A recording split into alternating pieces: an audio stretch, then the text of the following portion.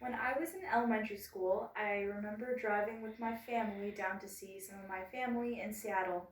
I remember driving past the downtown area in Seattle and seeing tall skyscrapers, cement, and concrete wherever I looked. I would think to myself about how there was no trees and no grass and no green. I also specifically remember telling my mom that if I ever lived in the city of Seattle, that I would simply shrivel up and die. Hello, my name is Eliana Meyer, and I am an aspiring environmental science major, a plant parent, and a certified tree hugger slash environmentalist, according to my brother.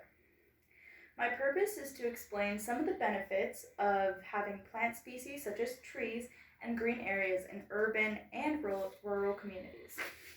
The three benefits I will be discussing are the health benefits, the bettering of the quality of life, and the environmental benefits of green areas and plant species in communities. While I am sharing three overall categories throughout the speech, I encourage you to look and think about how they are all connected and fit together. The first main point is health benefits. Trees and plants in someone's daily life and environment can greatly affect their mental health. According to the NASA Earth Observatory website, childhood exposure to green space such as parks and forests reduce the risk of developing psychiatric disorders or mental illnesses. Getting outside and having green exposure can actually help protect against mental illness, relieve stress, and reduce the symptoms of mental illness. Second of all, being in nature can actually improve your attention span. In an article called A Focus on Nature, The Attention Restoration Theory by Oliver Heath, the author talks about the theory that suggests that nature can replenish our mental and attentional capacity. In the world we live in and in our environment, everything moves very fast.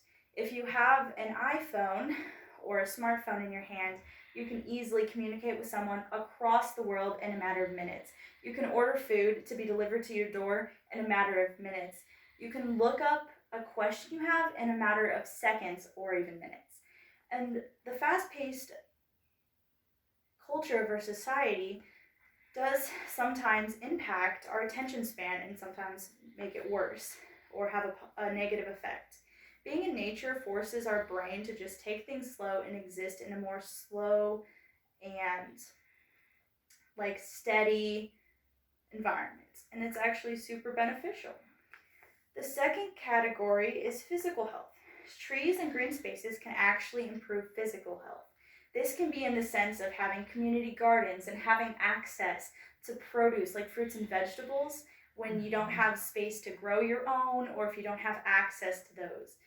It is so important to provide nutrients to people in a community and give a community space to work together and cultivate an awesome environment. Also, having green spaces and parks in community are so important and encourage giving kids and adults alike space for physical activity and sports and room to connect with other people, which are all super important for our health as a person. The second category I will be talking about are how space for green spaces and trees and other plants improve quality of life. The first way that they can improve quality of life is by actually cooling the air. Cities are warmer than rural areas, and this is called by an effect called urban heat island effect. According to the United States Environmental Protection Agency and their article called Learn About Heat Islands, higher temperatures in urban areas can be caused by hard, dry urban surfaces such as roofs and sidewalks. Another cause of heat is generated from human activities like air conditioning and vehicles. Trees and vegetation actually cool down their surroundings by first of all providing shade. I know most of us have probably rested in the shade of a tree on a hot day. They also cool down their environment in a process known as evapotranspiration. A big word, I definitely learned how to say it just for this video. An article called How Do Trees Affect Weather by author Maria explains this process. It is a process combining evaporation and transpiration, which basically evaporates water from the leaves and draws up water from the roots and lets it go from the leaves. During this process, the air in the surrounding area is cooled down. A second way that trees and green spaces improve quality of life is reduction of air and noise pollution. According to the article, Can Trees Reduce Noise Pollution? The University of Tennessee Agriculture Extension Service suggests that planting 2 or 3 rows of sound-absorbing trees can actually effectively reduce sound levels to more than 7 decibels. Some sound-absorbing plants are trees like oak leaf holly or Indian hawthorn, or a tree that I absolutely cannot pronounce that will be on the slide of my PowerPoint, and it's one I'm sure you will recognize because we can actually see them regularly throughout cities bordering yards. Air pollution can also be diminished by trees. Trees can act as the lungs and liver of an ecosystem. According to the article, the best trees to reduce air pollution, this is because they intake CO2 and emit oxygen. They also filter pollutants like sulfur dioxide and nitrogen dioxide through their leaves. Trees and other plants can reduce noise and air pollution and can cool down the city. As the reduction of air pollution impacts the quality of life in a city, it also affects personal health of the citizens. And a study done by Oregon State University, data shows that urban areas that had trees prevented many more symptoms of asthma and respiratory illness than cities without trees. We can link the cooler temperatures by trees and other plants to environmental benefits as well. Cooler temperatures mean less electricity from fossil fuels that will be used to cool houses. My third main idea is the environmental benefits that come with trees, plants, and green areas in cities. The first benefit is biodiversity. Having green spaces in communities and areas where nature can thrive and be protected will increase biodiversity of plants and animals.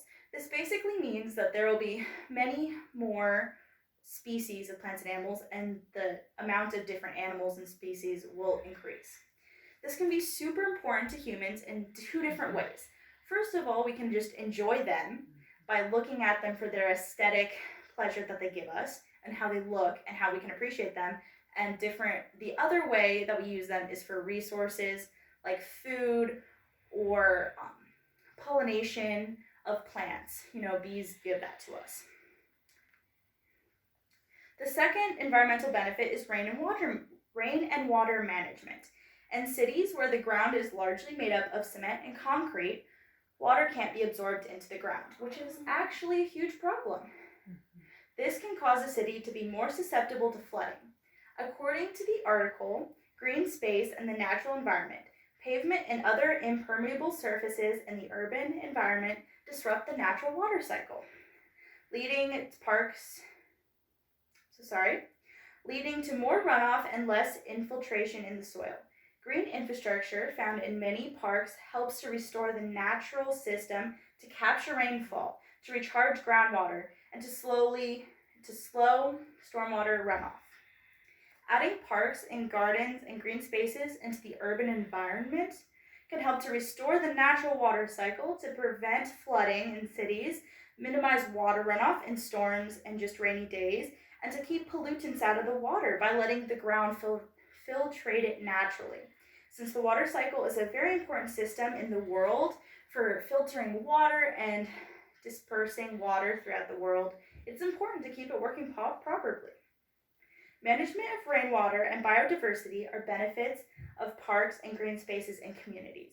Restoring the water cycle in communities helps the environment and can also impact the quality of life by providing better filtration of water and preventing flooding, which is always a plus in cities because you don't want the quality of life to be damaged by flooding.